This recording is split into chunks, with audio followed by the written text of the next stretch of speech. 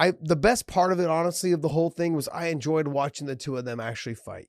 I'm glad that they actually fought.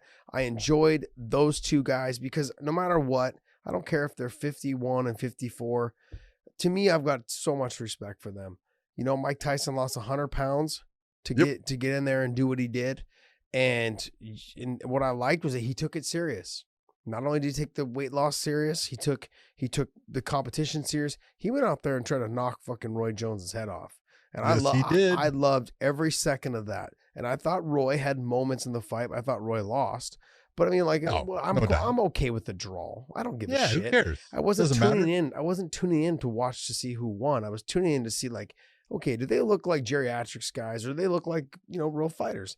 They still look like real fighters. I'm not saying they can compete with real fighters. I'm not saying that at all. No, not young guys of today. No, but you got to say fun this. To watch. You got to say this. You know what changed? If you remember when Mike Tyson was coming up and he was, you know, a teenager and stuff, he had that rocking back and forth motion that he would just do throughout a fight, you know, the peekaboo with his gloves up, but he would use that rocking back and forth motion to really get himself in and throw his shots. And he actually had a very good jab. His left hand was a straight, hard jab that he would land. And as, you know, his career went on and he won the championships, and then he got away from his trainers that brought him to that, you know, obviously Cus D'Amato died. And then he had Kevin, and then Kevin was gone, and he stopped all of that. Yeah. And he had it again. It was like, you know, they brought it back. You know, Rafael Cordero training with himself, that rocking motion. He came out and he started rocking and throwing. I was like, look at this. It is the actual old Mike Tyson, or the Mike Tyson of old, the guy who used to use that style. No, you got it right the first time. It's the old Mike Tyson. Yeah, well, it was old Mike Tyson too, but it was good to see. I really enjoyed seeing that. And, you know, as soon as Roy got hit a couple times, he was like, oh, fuck this. Yeah. And he started grabbing and holding it. I thought it was really hysterical. Ray Corona is a guy that I've worked with a lot. He was the referee.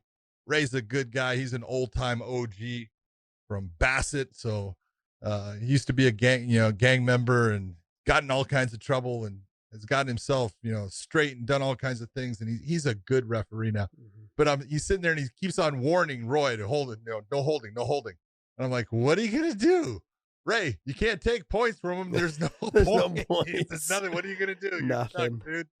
There's nothing you can do, man. Just separate them faster. That's all you can do. But I thought it was funny. Yeah, I was very encouraged by the fact that both of them had moments in the fight, and I was glad to see that. It wasn't just completely one-sided. I thought Mike had kind of won the fight. He landed the harder, cleaner shots, was the one pushing the pace right in front of him. Roy looked exhausted between rounds. Mike didn't look much better. He looked a little bit better, not much better. Yeah, he looked better. He was still kind of hunched over a little bit, like in the corner. You could tell he was breathing heavy. But 51 years old, man. I would at 51. 54. He's 54, huh? Mike Roy was 51. Yeah, Roy's 54. No, Roy's 51. Sorry, I had it Mike's backwards. 54. At that age, I'll be getting tired walking to the mailbox.